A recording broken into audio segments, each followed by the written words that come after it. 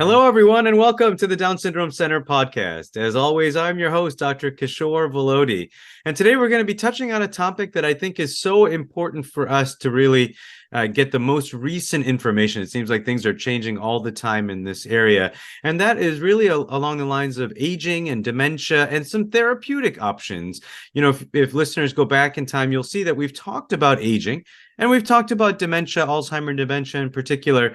But when we talk about therapeutics, there's often an idea that there's really not much out there. Who knows what's coming? And so I really wanted to bring Dr. Seth Keller onto the podcast today to really hit on these topics. And so, Dr. Keller, it is such an honor and a privilege to have you join the podcast. If you could, for our audience, let them know who you are, what you do, really positions that you've held in the past, and why you love working with our population.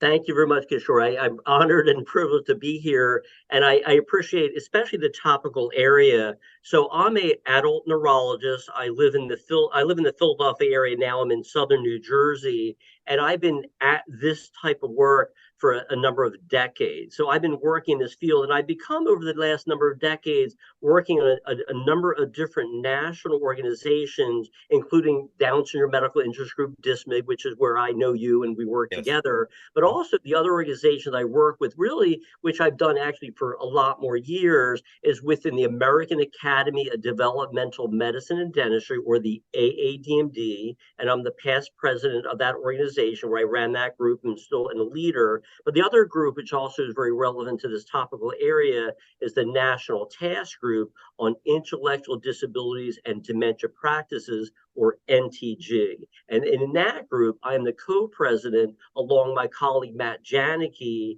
and that group is a national and an international organization that focuses on aging, dementia in the developmental population, but focusing, as we're going to be speaking about, on those with Down syndrome and who at a high risk of developing early onset Alzheimer's. And I don't know about your background and how you got to do what you did, Yeah. but for me, I'm a simple country neurologist. I'll put it that way. I went to Temple University in Philadelphia, where I'm from. I went to George Washington Medical School to go there for education. I joined the United States Navy and I became a neurologist. I knew nothing about Down syndrome neurological complications. I wasn't trained. I didn't know. I don't have a family member. No clue, but I did have an interest in epilepsy. And so when I came back at the Navy and centered myself here in my practice now in 1996, I had a great interest in epilepsy of complex patient populations.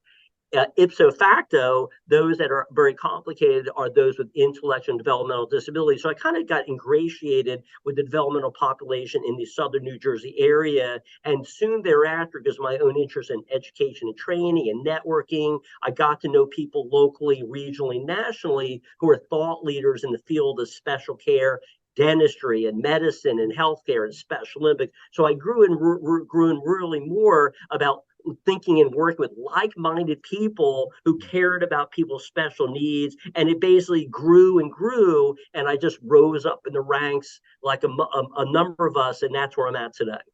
That's so exciting. I love the fact that we have so many people who work within this field and have done such impressive and amazing work within this field, who really don't have a family member. It was just something about this population that really attracted them. And I appreciate you sharing that with us today. Now, we've had Dr. Bulova on the podcast. We've had Dr. Chicoine on the podcast in Right. the past, talking about some of what they saw as some of the more pressing issues when it comes to aging in Down syndrome. Seth, if you don't mind, share a little bit with our audience about what you see as some of the things that come up in aging in people, specifically in people with Down syndrome, and how that impacts them and how we would approach them.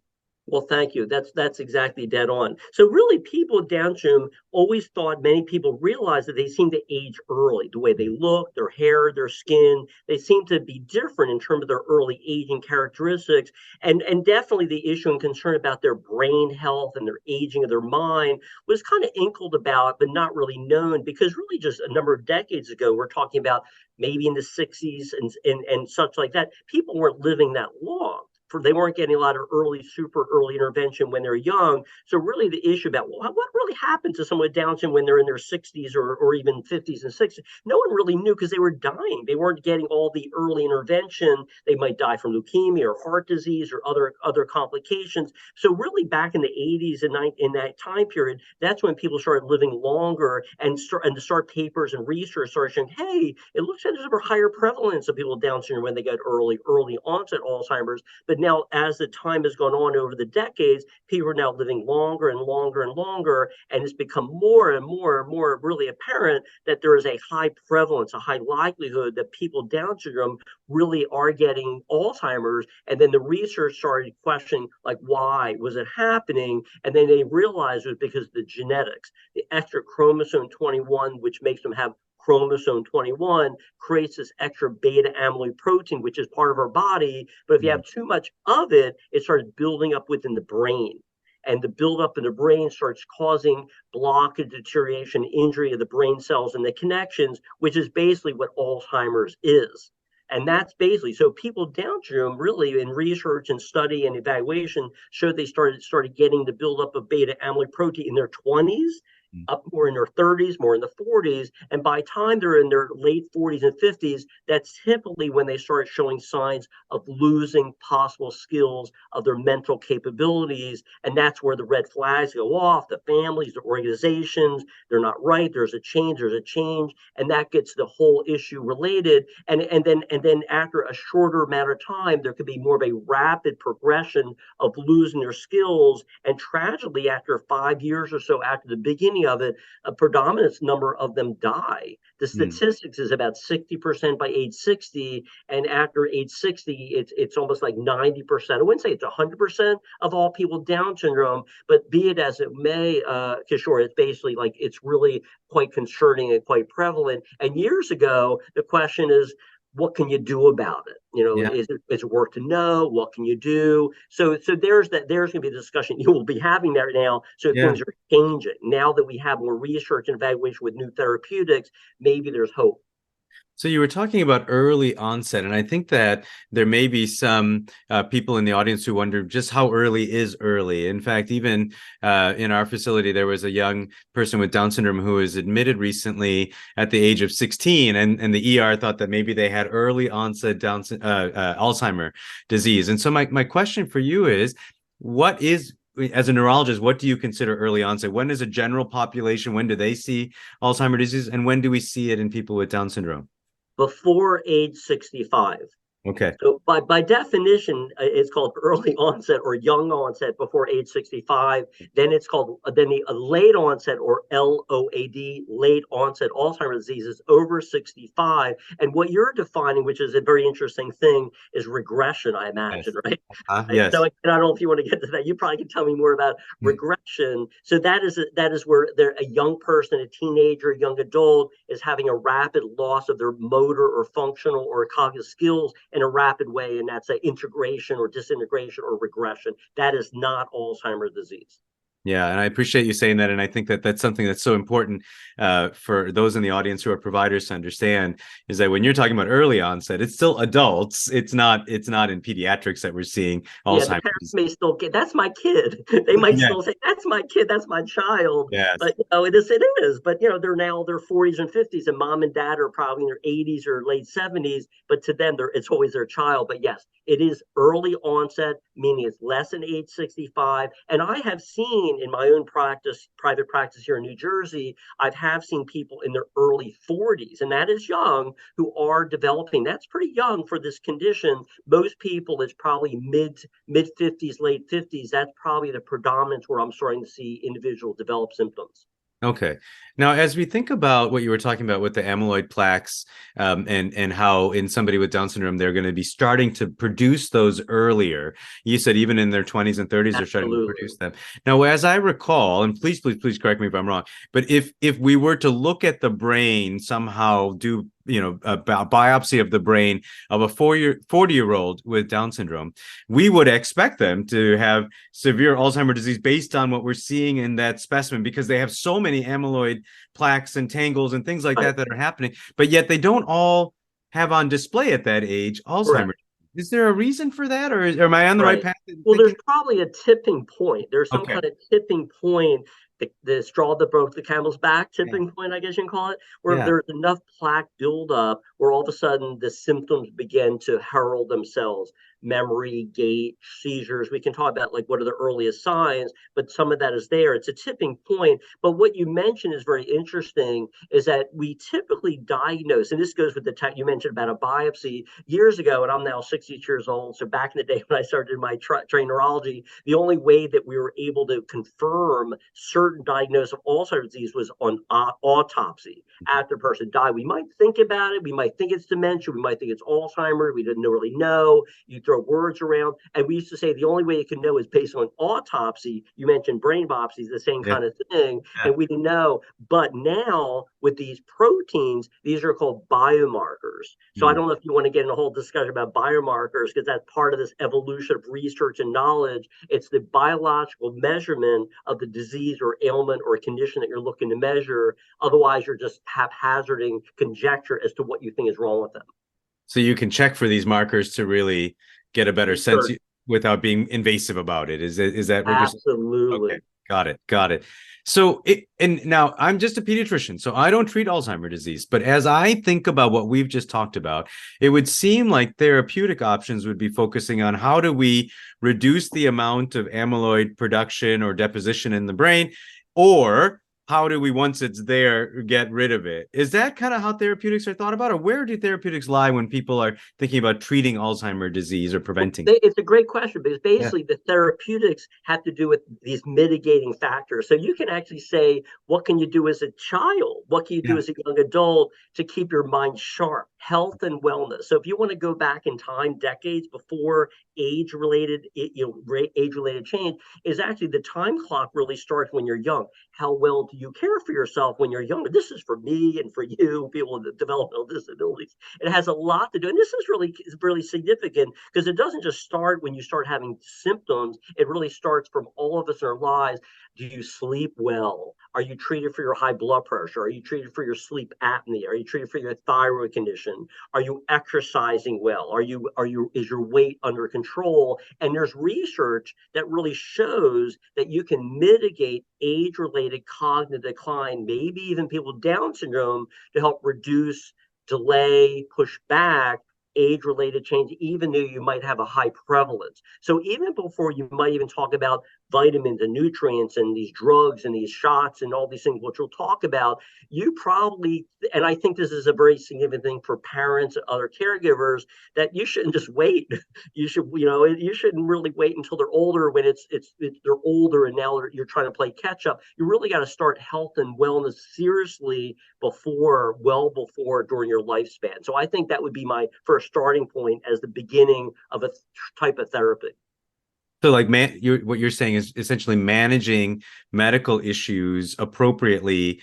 It can also help to prevent potentially or delay maybe the I would outcomes say of Alzheimer's. delay. Delay. I mean, Okay. I would parse my words. I would Yeah. never Sure. say cure anyone or prevent it forever, even though I would like to hope it for me and for Yeah. you. Yes. Go out and start running, do your bike right now, Yes. or eat and don't drink too much, or hit your head against the wall. But definitely, I think it is important that I believe strongly, and I do say this to my patient. And honestly, I start seeing people when they already have declining. I'm not a pediatrician like yourself, so for those pediatricians and those people that are internists or in family medicine who are treating people when they're younger, and you're talking about all these things that you want them to do about their life, don't smoke, don't drink, don't get in accidents, whatever, then you should say exercise, health and wellness. And you could say it and say, well, look, if you do this now, there is a situation for you as a young person with Down syndrome. This is really going to be an interesting thing for practitioners. How do they sell that? How do they talk about this conversation when it's a skeleton in the room kind of conversation about this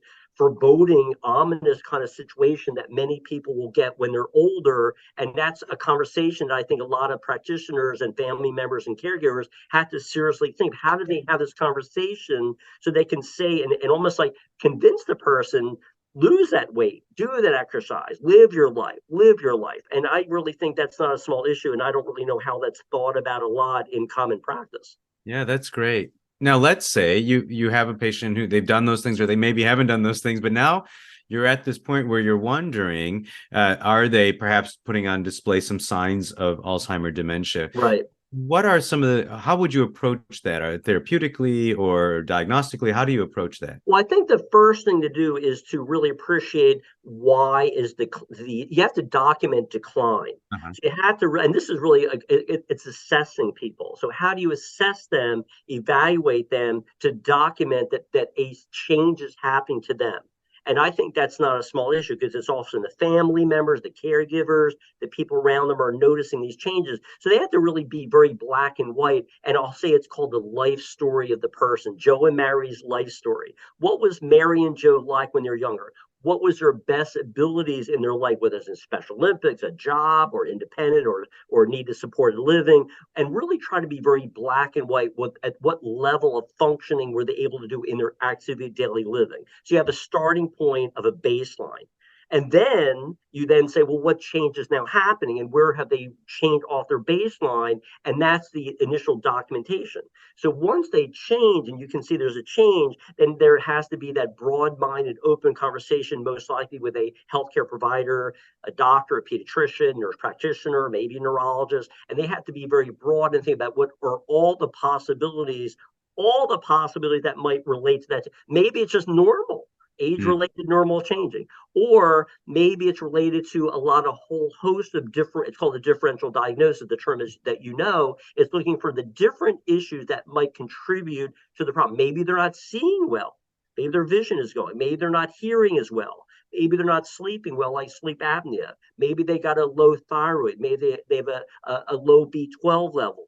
Maybe they're on various pills or medications that are interacting with their cognitive or functional abilities, or maybe it's a psychosocial issue. Maybe they're reacting to their environment. Maybe their mom or dad or brother or sister is sick and ill, or people at work or friends around them, and they're actually having almost like depressive symptoms where they're acting in a certain behavioral way, which may mimic dementia.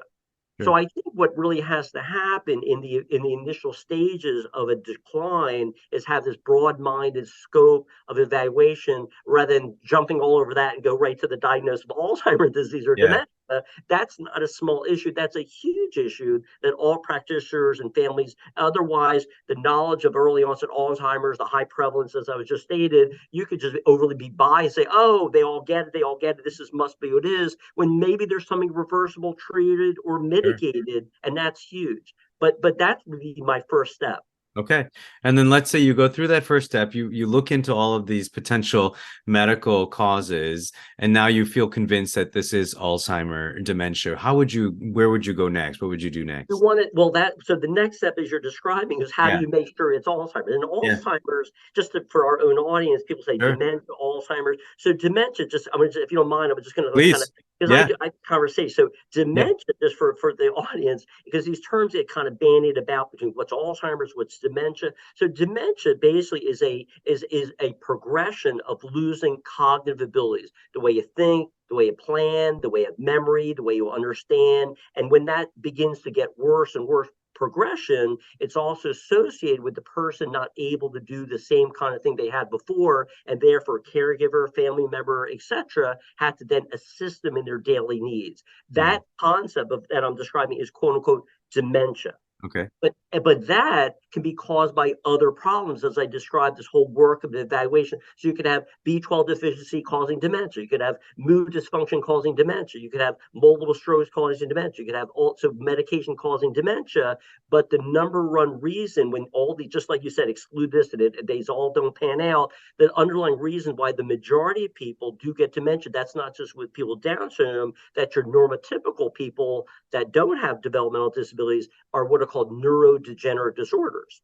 And neurodegenerative disorders are the main reasons why most people in the United States, around the world, do get dementia. And the neurodegenerative disorders, there are several of them which are commonly known about, and the most common one is Alzheimer's.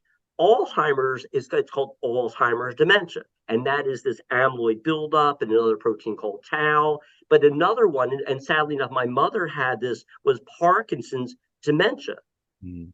And there's another one called Lewy body dementia. Robin Williams, remember Robin Williams, the Yes. actor, tragic outcome of his life, but he had this condition called Lewy body dementia.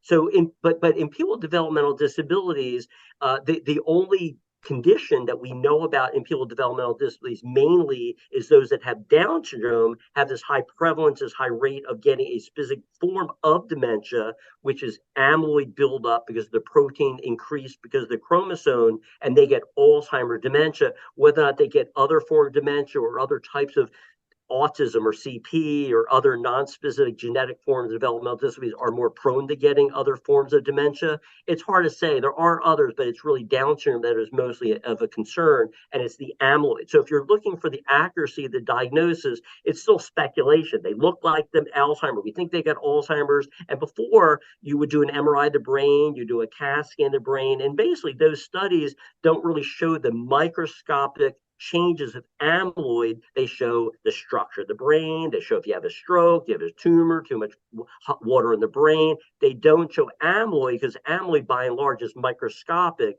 And the only way you would really know, you mentioned about biopsy and I mentioned autopsy, is Yeah. these things called biomarkers. Right. And a biomarker is in the form of a PET scan. That's going to be what you're going to see, Kishore, in the next years and months to come, is the availability for any individual to go to get a study of the brain that measured metabolism of the brain, which is in the form of a measurement of amyloid. You can also measure amyloid in the spinal fluid, saliva maybe, and also in the blood test. So you're going to see a whole slew of insurance, hopefully paid for these tests to be black and white. Do you or do you not have Alzheimer's? And really what's going to happen, Kishore, that I'm pretty sure about, is that the symptoms that start at the buildup, as we were describing on the beta amyloid, start decades before. I'm almost sure about this. I can almost guarantee that in the next number of years to come, we will be able to make what's called a preclinical diagnosis. That means before symptoms of Alzheimer's based on imaging the brain. Say we see the accumulation of the protein, it cross some line in the sand of number of value about the amount of protein, and say you will definitely get it before you even have symptoms. And that's not a small issue. Okay, everyone, I decided to break this podcast up into two separate blocks. So stay tuned for the next one to hear the rest of our discussion with Dr. Keller. I would like to encourage you all, if there's a topic that you would like us to cover on this podcast, please do reach out to Down Syndrome Center at chp.edu. And if you would like to join us in the work that we do here at the center, including this podcast, please do reach out through givetochildrens.org/Down Syndrome Center. But until next time, bye-bye.